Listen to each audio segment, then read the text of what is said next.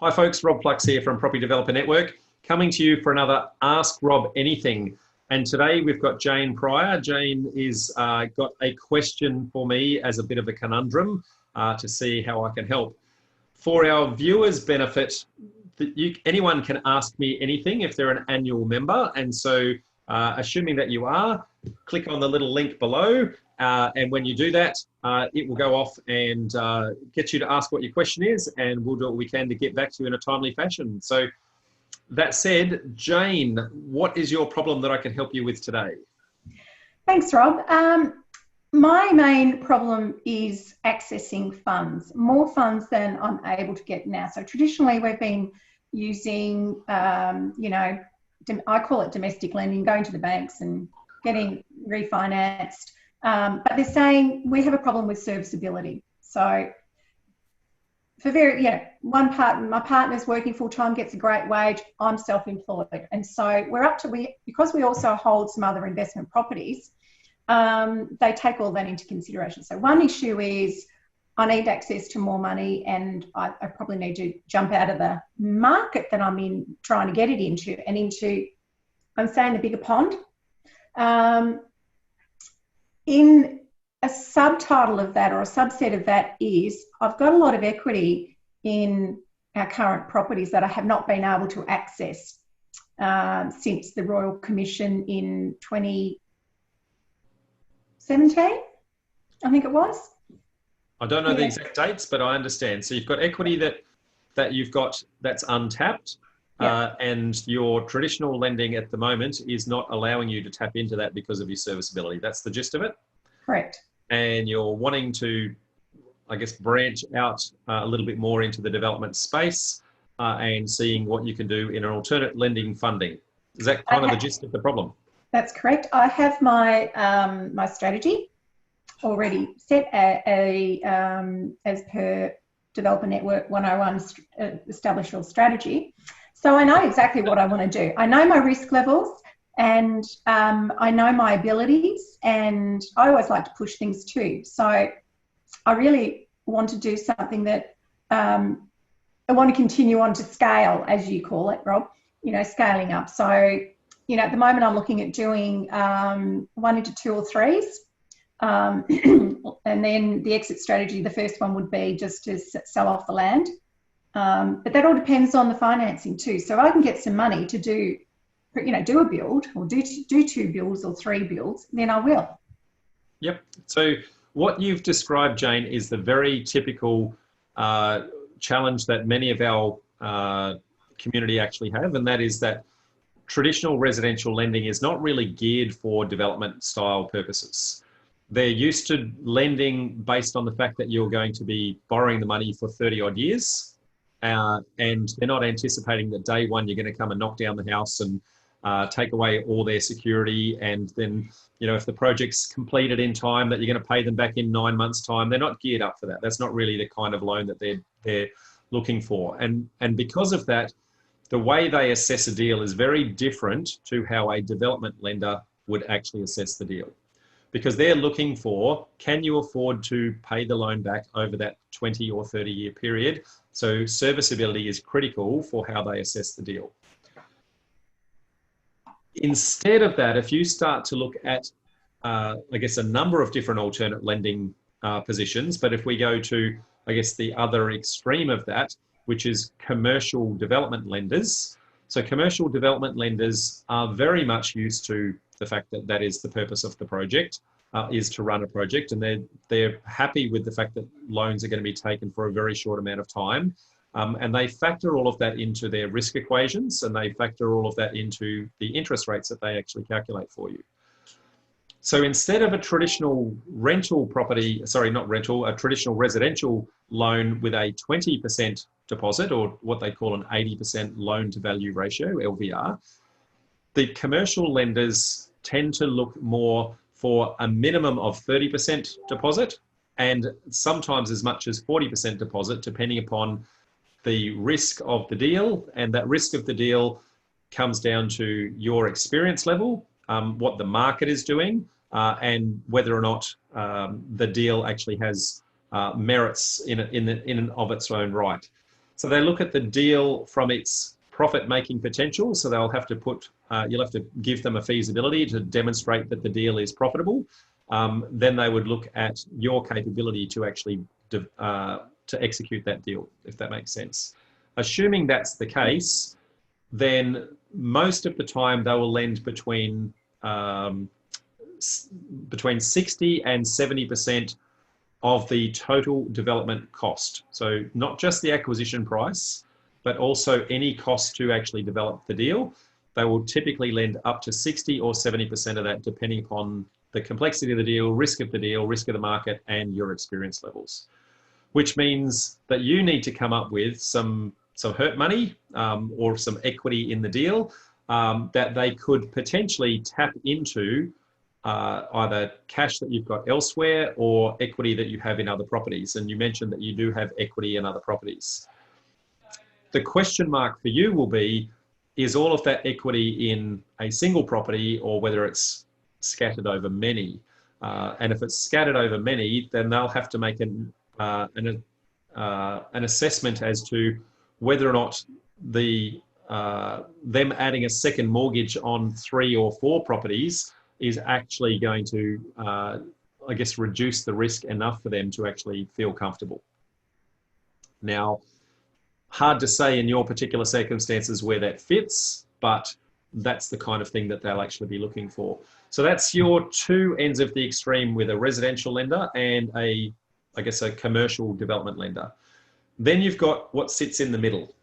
And what sits in the middle tends to be other members of the community, friends and family, people that you find in this device here, people who may have access to funds themselves where they may lend it to you on a more personal level, rather than, I guess, at a commercial type arrangement. That we would still be commercial in nature, but it's between 2 individuals, and you need to make sure that that is documented through formal legal processes, and to make sure that you don't trigger any issues or challenges in and around APRA regulations.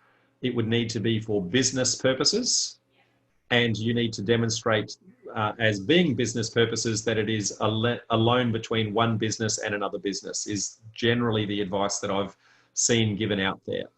Now, I can't give legal advice as to whether or not that's the right outcome, but that's certainly the advice that I've heard from many sources, that it needs to be business perspective and business to business type loan. So they're kind of the extremes that you've got there, Jane.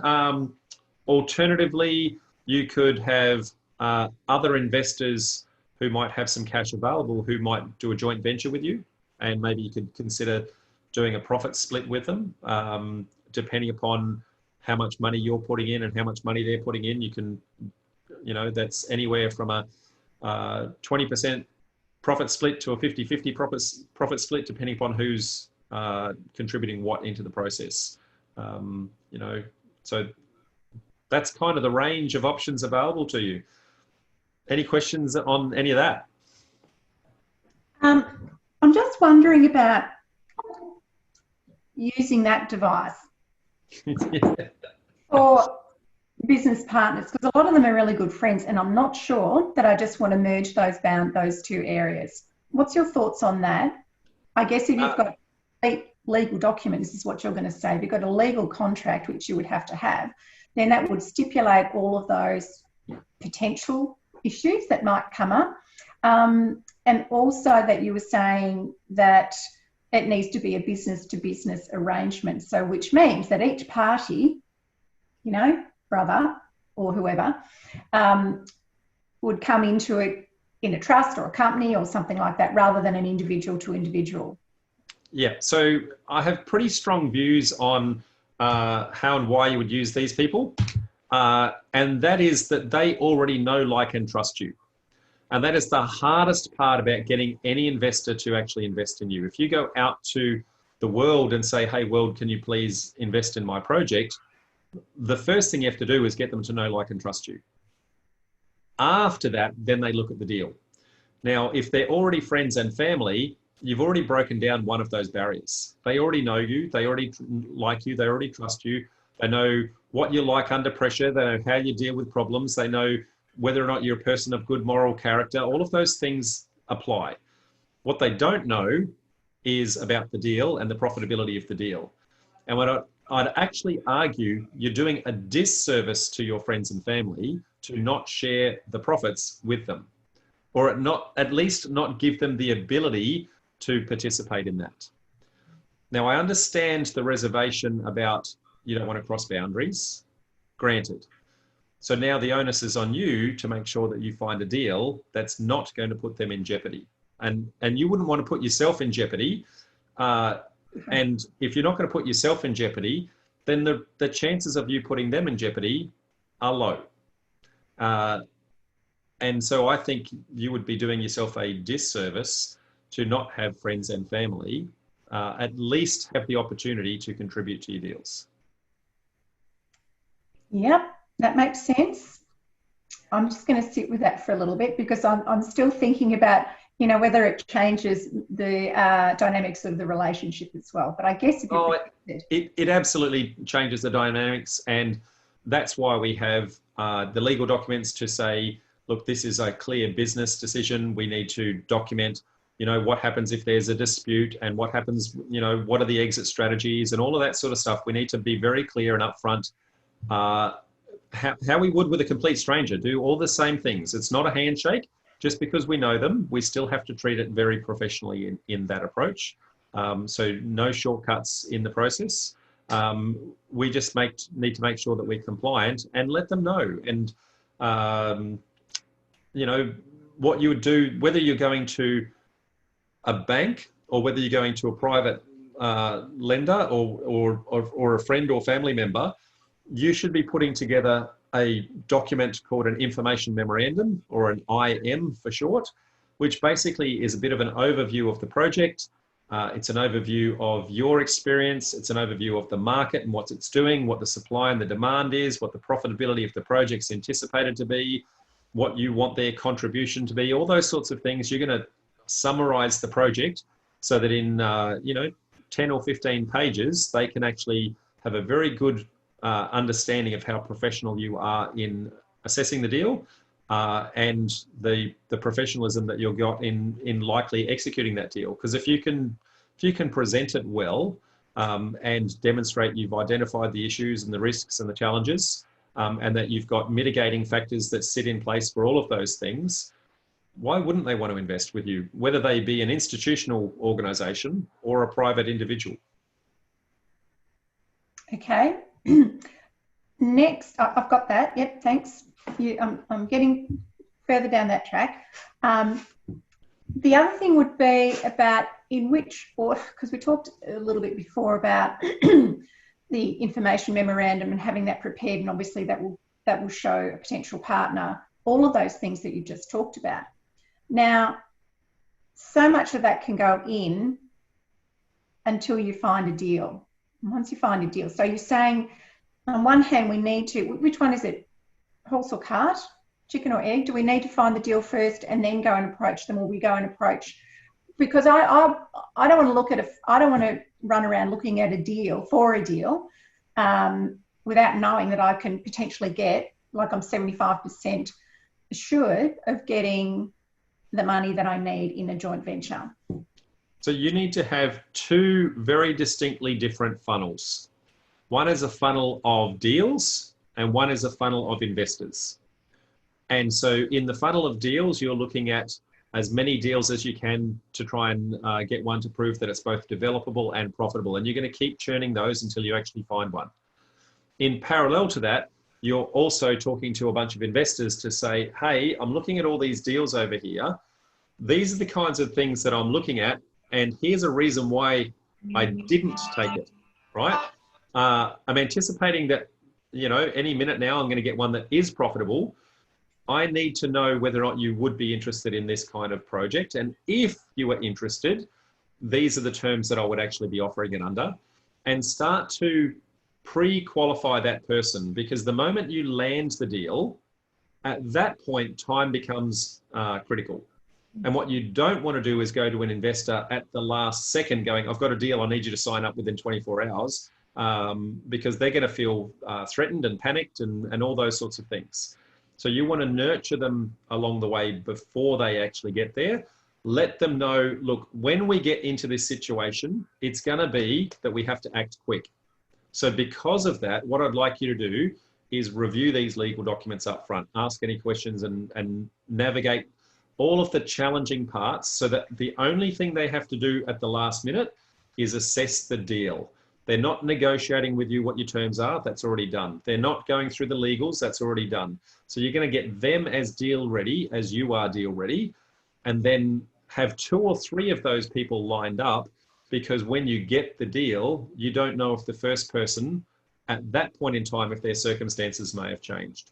And so you want to make sure that you've always got, I guess, people in reserve to say, well, your first cab off the rank, your second cab off the rank, your third, and you may rank them in that. Whether you tell them that they're ranked or not is really up to you, but in your mind, you need to know who you're going to go to first. Give them that opportunity and just say, look, if you don't, I've got someone else. You know, I'm not going to be panicked because I know the deal actually makes sense. And if you do that, then I'm confident that if you've done all the prep work up front and the deal actually makes sense, and they know, like, and trust you, then all those planets are then going to start to align like that. And the 2 halves of your worlds will then start to merge. And that should get you across the line. Okay. Hope that helps, Jane. Yes, it does. Yes. I still have this issue. That's fine. And my head's exploding with ideas now, of course, of who I can, who would be very suitable. I would, however, still like to get equity out of particularly the primary place of residence, which has got quite a bit in it. Suggestions? Without knowing your personal circumstances, and I can't legally give you financial advice here, but without knowing your personal circumstances, I would be looking at my entire portfolio and saying, for whatever purpose I purchased those at the time, I had a investment strategy in mind. Is each of those properties still meeting that original intended purpose? If the answer is no, then the next question would be, would it be opportune for me to sell that property right now? Because if it wasn't meeting its original intended purpose and it's no longer serving my purpose right now for my development strategy, is that really an asset that I want to own?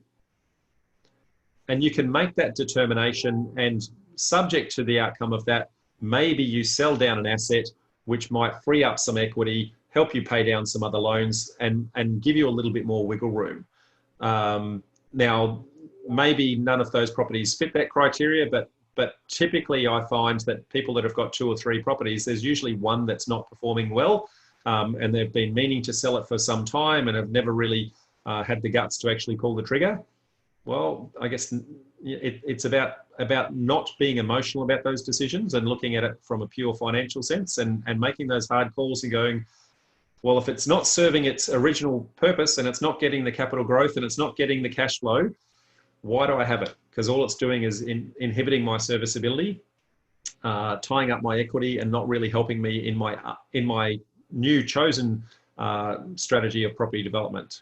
And that's probably the best advice I can give you and everyone out there who actually has multiple properties, is that we should constantly be going back and reassessing the assets that we own to make sure that they are still performing to their original purpose. Yep, I get that. Is that still, are you saying that in today's current COVID-19 environment? I say that in any environment, and we need to make a determination. And so now, obviously, we need to be super cautious, but we need to make a determination to say, if I sell it right now, I guess there has to be someone there, firstly, to buy it. So putting it on the market does not mean that you actually sell it. So you can list it, you can see what the market does, you can test the market. If the market takes it, problem solved. If the market doesn't take it, well, worse off. Maybe a little bit of advertising costs and that sort of thing. So it doesn't take anything to test the market from that perspective. I would not be trying to get greedy on any price points at this moment in time, but rather list it at what you truly believe to be fair and reasonable market price. If you price it well, it will sell. If you don't price it well, it won't.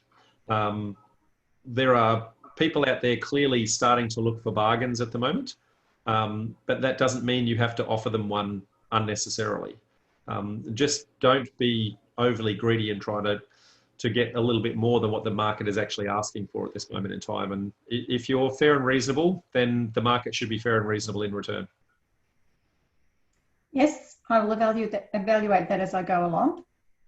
I think that's probably going to be a later strategy, is coming back to get equity out, because but we've got, you know, the two properties in question are performing well, not brilliantly, but well, and it's certainly had both in cash flow and equity or capital growth. So I'm not inclined to put either of those on the market, particularly one that has a potential for a much larger development, much larger development later on within the next few years. So I'm definitely holding that one. But I do like the idea of joint venturing with someone that knows and trusts and like me, presumably. Hopefully they like me. I'm not sure. Is that a huge criteria? As long as there's the other ones. So I'll give you one parting comment as our final tip of the day. How's that? Right. You just threw out there the fact that you've got a property that has some larger development potential in the future. Maybe instead of you seeking a money partner to run those deals, maybe you want a joint venture partner who's done those bigger deals to come and help you with the one that you already own. That might free up the equity that you've actually got, mean that you can actually learn from the process by following somebody who's actually got the bigger experience in actually doing that, and kill two birds with one stone to try and step you up the food chain a little bit and cash in all at the same time. Yes, I like that idea too. Excellent. Thank you. Very good. Okay, well, thank you, Jane. I appreciate the questions for the day and interrogating me hard. Once again, for our viewers' pleasure, this is Ask Rob Anything, and if you want to ask me, click the links below. If you're an annual member, we will put you into the queue and try and help you in the very not too distant future. So thanks, everybody, and bye from me and bye from Jane. Bye.